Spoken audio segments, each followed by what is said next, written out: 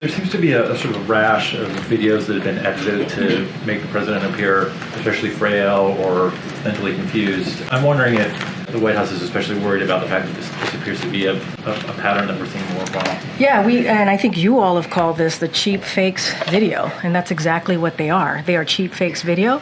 They are done in bad faith, and some of your news organization have been very clear, have stressed that these right-wing critics of the president have a credibility problem because of the fact checkers have repeatedly caught them pushing misinformation, disinformation. And so we see this, and this is something coming from your part of the world, calling them cheap fakes and misinformation.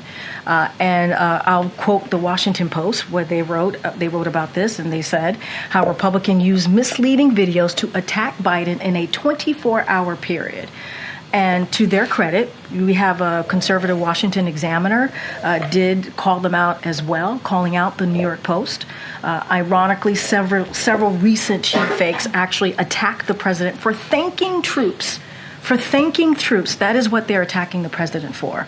Both in Normandy this happened, and again in Italy.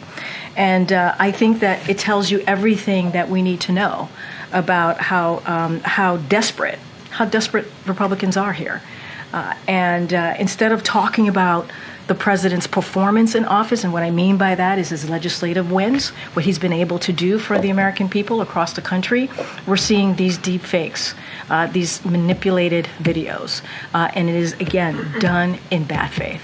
Yes, the president has been very clear in making sure that, and saying that we need a legislative solution, but he also said when he's talked about the executive action that he recently took, that in weeks ahead he's going to speak on how we can make our immigration system more fairer and more just. So he will have more to say on that.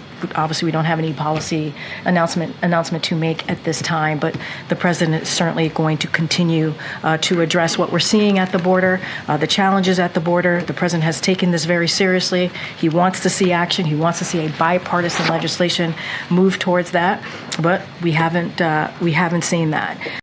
So I want to say a few words in recognition of Pride Month. The Biden-Harris administration joins Americans across the country to celebrate the extraordinary courage and contributions of the LGBTQI+ community. So you're saying eventually prices will come down, and then what's the time frame?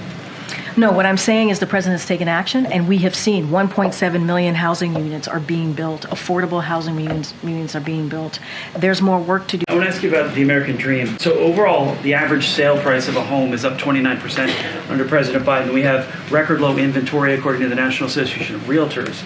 And the cost of a mortgage is up because interest rates are up to fight inflation.